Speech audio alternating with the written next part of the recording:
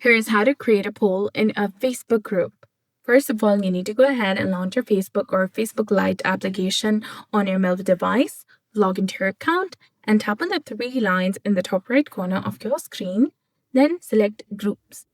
From here, go ahead and tap on the group where you want to create a poll. Now tap on the Write Something option.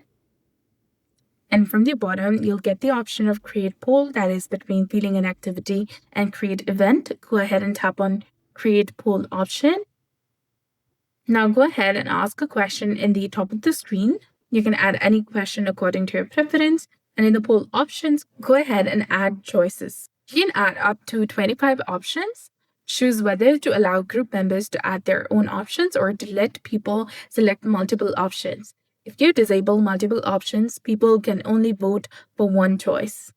Then once done, tap on the post option from the bottom of the screen that is highlighted in blue color, and it will be posted or shared in the group.